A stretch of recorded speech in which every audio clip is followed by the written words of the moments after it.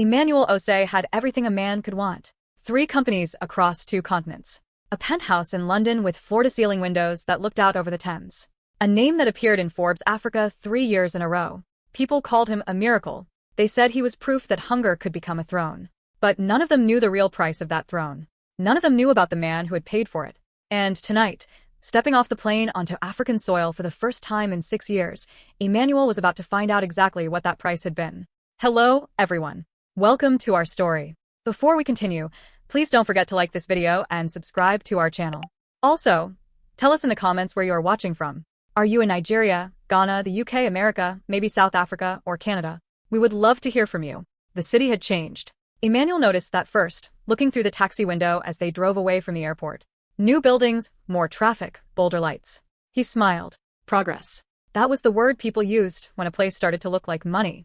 But in his chest, beneath the expensive suit and the cool, practiced calm of a man who had learned to negotiate without blinking, something warm and nervous was turning over. He was going home. He had planned this trip for months, the way he planned everything. Quietly, carefully, with attention to detail. He had not told his brother, Isaac, that he was coming. Isaac was the one who had stayed behind, the one Emmanuel trusted to run things at home. The one Emmanuel had put in charge of everything when he left. Most importantly, he had not told his father. Papa Kofi. Emmanuel closed his eyes for a moment and saw him. A tall man once. Broad shoulders that seemed built to carry the world. Hands that were always rough from work, always calloused, always warm when they held Emmanuel's face on the nights Emmanuel was sick or scared. Papa Kofi, who had been a carpenter, a farmer, a mechanic, whatever the season needed him to be. Papa Kofi, who had sold his land, 4 acres of good soil that had been in the family for 3 generations, to pay for Emmanuel's university education in London. That land is your future, Papa Kofi had said, pressing the acceptance letter into Emmanuel's hands the morning the money came through. Emmanuel had not understood what he meant then. Now he understood too well. The land was not Emmanuel's future. Emmanuel was the land's future. His father had traded the earth beneath his feet for a plane ticket and a dream. 6 years. Emmanuel had been gone for 6 years, building that dream into something real, something enormous. And every month, without fail, he had sent money home. Thousands of cedis. Enough, he had told himself. Enough for Papa Kofi to live well, to be comfortable, to finally rest. Isaac handled the transfers. Emmanuel trusted his brother with this completely. Isaac was 3 years older, steady, responsible. The kind of man who never missed a Sunday call, never forgot a birthday. Emmanuel trusted him. The taxi turned into the old neighborhood, and Emmanuel felt his heart lift. He recognized the mango tree at the corner. The church with the blue gate. The road that dipped and rose where the old drainage pipe still hadn't been fixed after 20 years. Some things never changed. He leaned forward. Stop here, please. He got out, paid, and looked up at the house. It was not Papa Kofi's old house. Emmanuel had paid to have a new one built 3 years ago. 3 bedrooms, a proper kitchen, a covered veranda, a room where Papa Kofi could sit in the evenings and watch the street. Emmanuel had designed it himself, down to the color of the paint, a warm cream with brown trim, because Papa Kofi once said he liked the color of fresh bread. It looked exactly as he remembered from the photographs Isaac had sent. Well kept. The garden trimmed. A car parked in the driveway that Emmanuel didn't recognize. His brother's car, probably. Emmanuel walked up and knocked. The door opened almost immediately, and a woman appeared. She was young, maybe 28, wearing a silk house robe and looking deeply annoyed to be disturbed. Emmanuel blinked. He didn't recognize her. Yes, she said, looking him up and down. I'm sorry, Emmanuel said. I'm looking for my father. Kofi Osei. Does he still live here? Something moved across the woman's face. A flicker. Too fast to read. She crossed her arms. Who are you? I'm Emmanuel, his son. Her expression changed completely. The annoyance drained away and was replaced by something that looked, oddly, like guilt. Isaac, she called back into the house. Her voice was sharp. Isaac, come here. Footsteps. Then Isaac appeared behind her in the hallway, and Emmanuel felt the first cold thread of something wrong.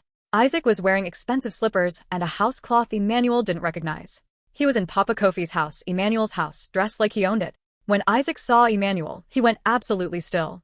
Brother, Emmanuel said slowly. Where is Papa? Isaac's jaw moved. No words came out. Isaac. Emmanuel's voice dropped. Where is our father? Isaac stopped. Started again. He doesn't live here anymore. The words didn't make sense at first. Emmanuel stood there on the veranda of the house he had built for his father, and the words simply refused to arrange themselves into meaning. What do you mean, he doesn't live here anymore? He wanted to move, Isaac said. Too quickly. The words coming out smooth in a way that told Emmanuel they had been rehearsed, kept ready for exactly this moment. He said the house was too big for one old man. He said he wanted somewhere simpler. Where? Where did he go? I can take you to him. Come back tomorrow, and I'll take you. Isaac. Emmanuel stepped forward. Tell me where my father is. Right now. Isaac looked at his wife. She looked at the floor. In that shared glance, Emmanuel saw the shape of a secret he did not yet fully understand but already, in his gut, already knew was terrible. There's a place, Isaac said finally. Near the old market. He stays there sometimes. Stays there. What does that mean? Isaac said nothing. Emmanuel didn't wait for a car. He walked. The old market was 20 minutes on foot, and he walked every minute of it in a cold fury that had not yet become grief, because grief requires certainty, and he still had a small, stubborn sliver of hope that this was a misunderstanding. That he would turn the corner and find his father in a comfortable room somewhere, reading a Bible, complaining about his knees, alive and well, and only temporarily displaced. He turned onto the street that ran behind the old market. The stalls were closed for the night, metal shutters pulled down, padlocks hanging. Trash collected along the gutters. The streetlight at the far end was broken. Emmanuel slowed. He looked at the shapes in the shadows. There were people sleeping along the covered walkway beside the shuttered stalls.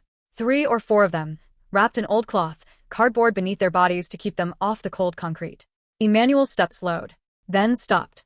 One of the sleeping figures had a blanket Emmanuel recognized. Faded blue with a yellow border. He had seen that blanket 100 times growing up, draped over the back of his father's chair, pulled over him on cold Harmattan evenings. Papa Kofi had owned it for 20 years. No, Emmanuel whispered. The word came out like something broken. He walked forward. His expensive shoes clicked on the concrete. The figure stirred. An old man rolled over, and Emmanuel saw his father's face. Thinner than he remembered. Much thinner. The lines deeper. The eyes sunken. The skin hanging loose in a way it had not 6 years ago. But the face. That was still his father's face. Papa Kofi's eyes opened. He blinked in the dim light. Then he saw Emmanuel, and he did not look relieved or happy or shocked. He looked ashamed. He tried to sit up quickly, to hide himself, to fold the blanket away as if he could make this moment disappear by tidying it. Emmanuel. Papa. Emmanuel dropped to his knees on the filthy concrete. He didn't care about the suit. He didn't care about anything. He took his father's face in both hands, the way his father used to hold his face when he was small. Papa, what happened? What happened to you? It wasn't a question. It was a prayer and an accusation and a wound, all in the same breath. Papa Kofi closed his eyes. When he opened them again, they were wet. I didn't want you to know, he said. His voice was the same. Older, rougher, but the same voice that had read Emmanuel's stories, that had prayed over him every morning before school, that had said, "You will be great, my son. I know it in my bones. I didn't want you to worry about me." How long, Papa? Emmanuel's voice cracked. How long have you been living here? His father looked away. Papa. How long? A long pause. Then, quietly, almost 2 years. 2 years. Emmanuel sat back. The world felt like it had tilted. 2 years while he was in London closing deals and reading his own name in business magazines. His father was sleeping on concrete behind a market. 2 years while the money Emmanuel sent every month landed in an account that Papa Kofi never touched. Because it was not Papa Kofi's account. The money, Emmanuel said slowly. Papa, did Isaac ever? Did he give you money? Every month. Papa Kofi was quiet for too long. He gave me something, the old man said carefully. At the beginning. The first year. But then, he shook his head. He said the transfers stopped. He said you had business problems abroad. He said you were struggling. I was never struggling, Emmanuel said. His voice had gone very still. I was sending 15,000 sadies every month. Every single month for 6 years. His father looked at him. Understanding moved across that worn, tired face like slow lightning. Isaac told me.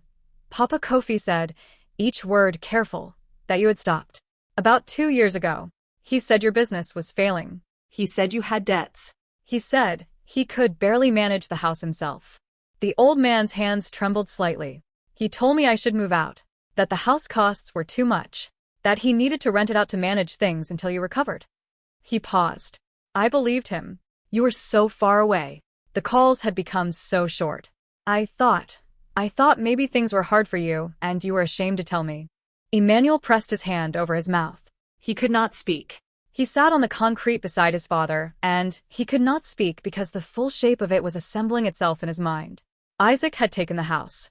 Isaac had been living in it with his wife, in the house Emmanuel built for Papa Kofi, spending money Emmanuel had sent for the old man's comfort.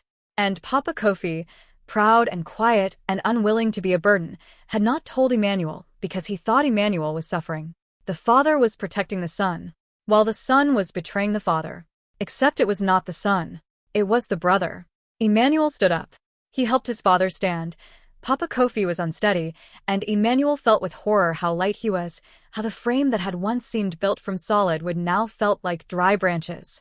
He put his arm around his father and held him close. "You are never sleeping here again," Emmanuel said. "Tonight we go somewhere warm. Tomorrow we deal with everything else. But tonight, first I take care of you." Papa Kofi put his hand on his son's arm. "Emmanuel, don't do anything foolish. Isaac is your brother." Emmanuel said nothing. He picked up his father's thin bundle of belongings, a cloth bag, the faded blue blanket, a worn Bible with the cover held on by a rubber band, and he walked his father out of the shadows and into the light. Emmanuel took his father to the best hotel in the city. The Grand Continental, 40 floors of glass and polished stone right in the center of town. When they walked into the lobby, Emmanuel in his tailored suit and Papa Kofi in his thin, faded clothes and worn sandals, a few people stared. One of the lobby staff took a step forward with that particular look of judgment that Emmanuel recognized, the look that said this old man does not belong here. Emmanuel looked at the staff member directly. "This is my father," he said quietly. "And this is his hotel tonight. Do you understand me?" The staff member straightened immediately. "Of course, sir. Welcome. Welcome, sir." And from that point on, Papa Kofi was treated like a king. They went up to a suite on the 22nd floor. Floor-to-ceiling windows. A bed with sheets so soft Papa Kofi ran his hand over them 3 times as if he couldn't believe what he was touching. A bathroom with a deep tub and hot water that came instantly, without negotiation, without waiting. Emmanuel ordered food. A full meal, everything, jollof rice, grilled fish, fried plantain, pepper soup, fresh fruit, bottled water, tea. More food than one man could eat, because Emmanuel could not bear the thought of his father being hungry for one more second. Papa Kofi sat at the table and looked at the food with an expression that Emmanuel would never forget for the rest of his life. It was not hunger. It was something beyond hunger. It was a man rediscovering that he was allowed to be cared for. "Eat, Papa. Please just eat." Papa Kofi ate, slowly at first, then with more ease. Emmanuel sat across from him and watched and did not eat anything himself, because the knot in his throat would not allow it. "Tell me everything," Emmanuel said after a while. "From the beginning. All of it." So Papa Kofi talked. And Emmanuel listened, really listened, the way he had not listened in years because calls had been short and always rushed and Emmanuel had always been in the middle of something more important, or so he had believed. Papa Kofi described the first year after Emmanuel left. Isaac visiting regularly, managing the money, respectful and attentive. Papa Kofi had been comfortable, grateful. He had told people in his church that his 2 boys had divided the duty of love between them, Emmanuel providing from afar, Isaac present nearby. Then the changes. Isaac's visits becoming less frequent. The monthly allowance arriving later, then smaller, then accompanied by explanations. Emmanuel's transfers had been delayed, the exchange rate was bad, there had been a banking issue. Papa Kofi had not complained. He never complained. Then Isaac's wife moving in. First it was just temporary while they renovated their apartment. That was 18 months ago. The renovation, apparently, was still ongoing. She was never unkind, Papa Kofi said carefully. "Not exactly. But she made me feel like a guest in a room I was borrowing." And Isaac, he stopped. Isaac stopped looking at me the same way. He looked at me the way a man looks at a responsibility he wishes he didn't have. Then the conversation. Isaac sitting across from Papa Kofi at the very table Emmanuel had bought for that kitchen, telling the old man that things were difficult, that Emmanuel's business was struggling, that the house was expensive to maintain, that it might be best if Papa Kofi stayed with a relative for a while.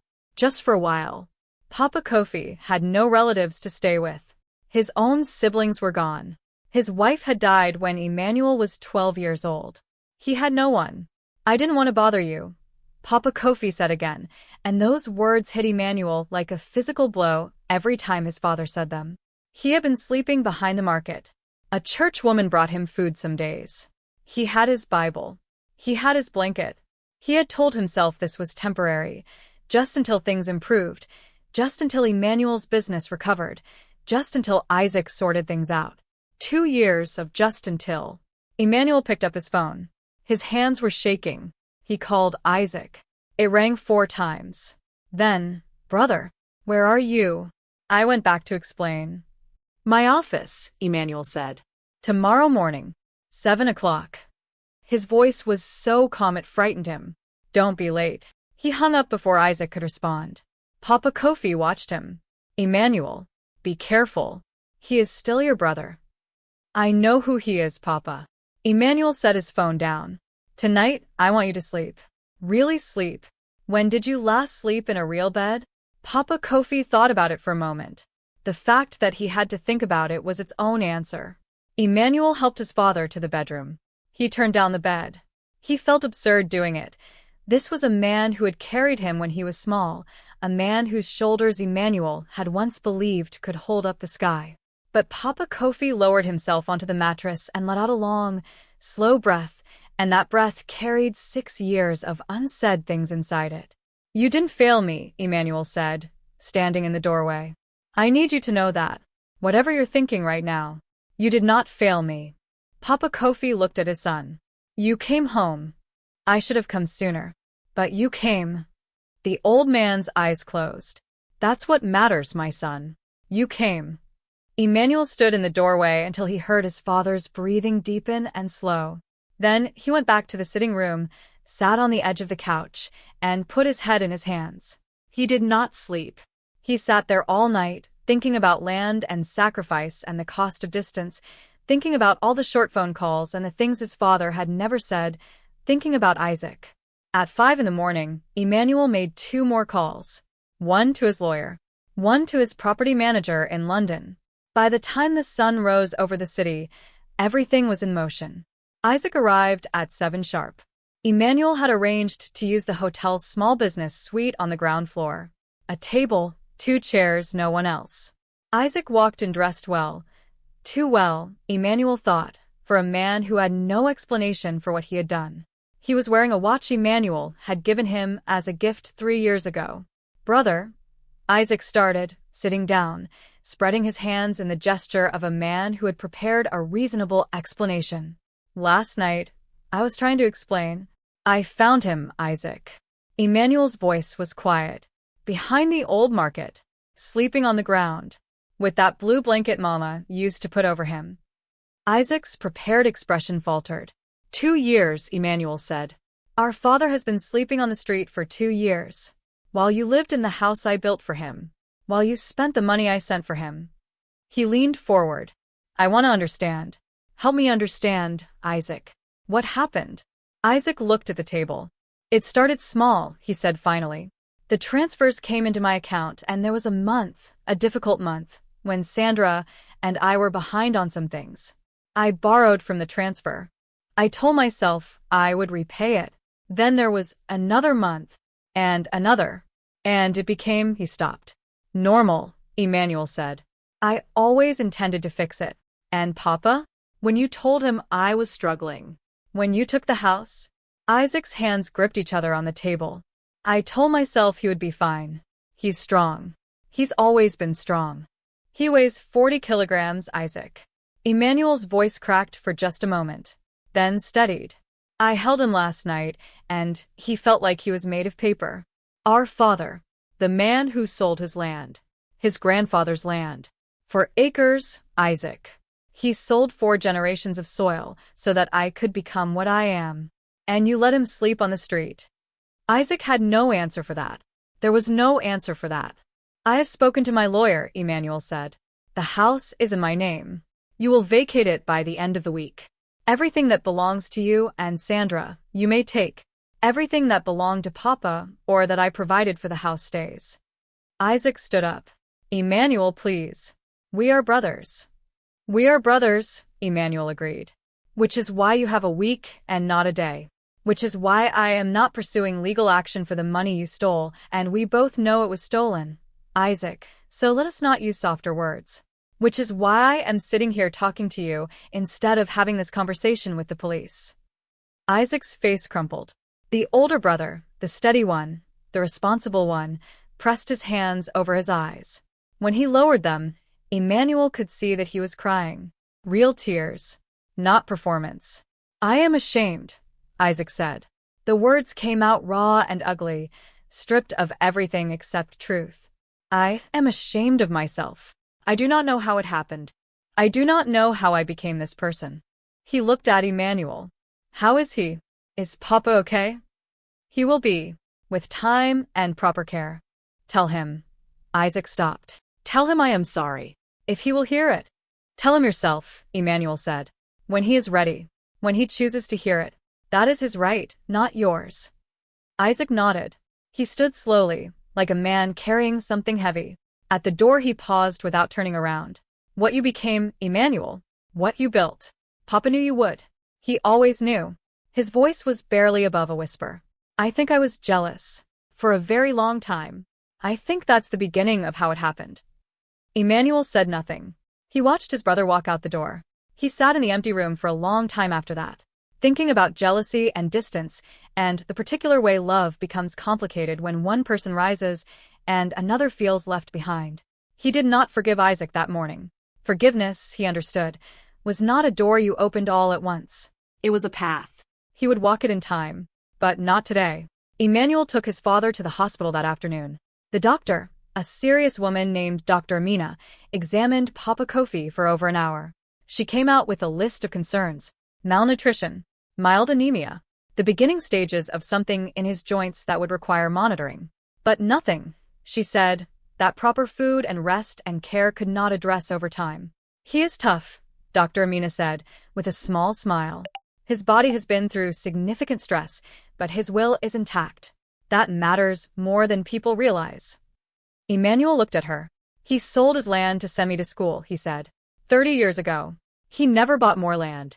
Never replaced it. The doctor was quiet for a moment. Then take care of him the way he took care of you. That is exactly what I intend to do. That evening, Emmanuel sat with his father on the hotel balcony. The city spread out below them, lit up and busy and alive. Papa Kofi was wearing new clothes Emmanuel had bought that afternoon. Nothing flashy, just clean trousers and a well-fitted shirt in the deep burgundy color the old man had always favored.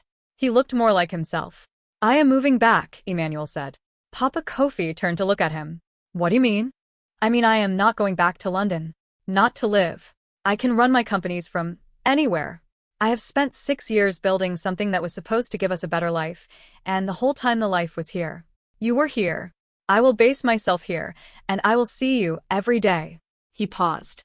If that is acceptable to you. Papa Kofi looked at his son for a long time. His eyes were bright. You don't have to do that, Emmanuel. I know I don't have to. That is why I am choosing it. The old man nodded, slowly. Then he turned back to look at the city. Your mother would have loved to see this, he said softly. What you have built. Who you have become. Emmanuel felt his chest tighten. His mother. Gone for over 20 years. She would have been harder to impress than you, Papa. Papa Kofi laughed. An actual laugh, full and warm. The laugh Emmanuel remembered from childhood. Yes, the old man said. She would have asked more questions. She would have wanted to know if you were eating properly, and if you had good friends, and whether you prayed. A pause. Well, do you? Emmanuel smiled. I'm working on all three. Papa Kofi patted his son's arm. They sat in comfortable silence as the city moved below them. Two men, father and son. 6 years of distance and the specific damage that distance does. But here, now, together. Beginning again. In the months that followed, Emmanuel did what he said he would do. He transferred the operational management of his London offices to trusted directors and established his base at home. He restored the house, his father's house, properly this time, updating the kitchen, adding a proper garden in the back where Papa Kofi could grow tomatoes and peppers, adding a comfortable reading room with good light and a chair that did not hurt the old man's back. Papa Kofi moved back in on a Saturday, and the church women came and sang, and the neighbors brought food, and the old man stood in the doorway of his home and looked like a man who had returned from a very long, very difficult journey to find that everything he needed had been there all along, waiting for him. Emmanuel bought back land. Not the original 4 acres, which had long since been sold and resold, and now held a small commercial building, but 12 acres in the same district, good soil, well-watered. He registered it in Papa Kofi's name. "What is this?" Papa Kofi asked, looking at the documents. "Your land, Papa. You sold yours for me. Now I am buying more for you. It is not the same land, but it is the same love." Emmanuel folded his father's hands around the papers. "You said the land was my future. You were right. But the future you built belongs to you also." Papa Kofi pressed the documents to his chest the way a man holds something sacred. He did not speak. Some moments are too large for words. As for Isaac, that path was long, and it was walked carefully. Emmanuel and his brother did not speak for 2 months. Then one Sunday, Papa Kofi asked Emmanuel to bring Isaac to him. Emmanuel did not ask questions. He made the call. Isaac came. He stood in front of his father in the sitting room of the restored house, and he said everything, all of it, without excuse, without explanation, only the truth of what he had done, and what it had cost, and how much he regretted it. Papa Kofi listened. When Isaac finished, the old man was quiet for a long time. Then he said, "I am your father. That does not change because of what you did. But you must become better. Not for me. For yourself. Because a man who takes from those who cannot fight back is a man who is afraid. And fear is no way to live." Isaac wept. The big brother, the older son, wept in the sitting room like a child.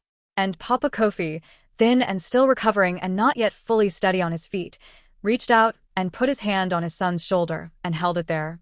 That was all. But it was enough. Emmanuel watched from the doorway and understood something he had been turning over for months. His father's capacity for love was not diminished by what had been done to him. It had not been consumed or defeated by 2 years of hardship.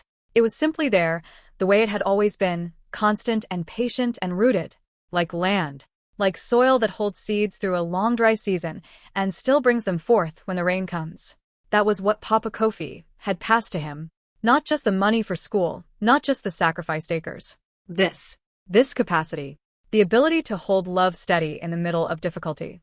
Emmanuel was only now learning how to use it. 6 months after coming home, Emmanuel sat in the garden with his father one evening. Papa Kofi was tending his tomato plants, moving slowly but purposefully, talking to them in a low voice the way he always had talked to growing things. The light was gold and low. The city hummed in the distance. Emmanuel was not on his phone. He was not thinking about transfers or markets or quarterly projections. He was simply there, watching his father's hands move through the leaves with the unhurried confidence of a man who understood how things grow. "Papa," Emmanuel said. "I am sorry I stayed away so long." Papa Kofi did not stop what he was doing. He just said, without turning around, "You are here now." "That's not an answer." "Yes, it is." Papa Kofi finally turned, and he was smiling. The full smile, the one that started in his eyes before it reached his mouth.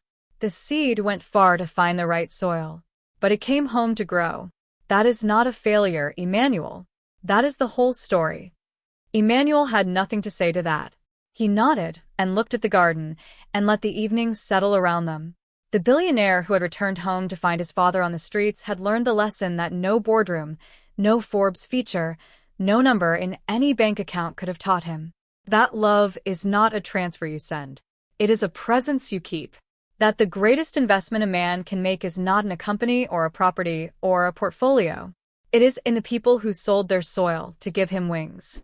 And Papa Kofi, in the end, had not needed rescue. He had needed his son. There is a difference. Emmanuel understood that now. He would not forget it again. I hope you enjoyed watching it as much as I enjoyed creating it. Like, share, and comment on the lessons you have learned. Let me know where you are watching from in the comments below. See you in my next one.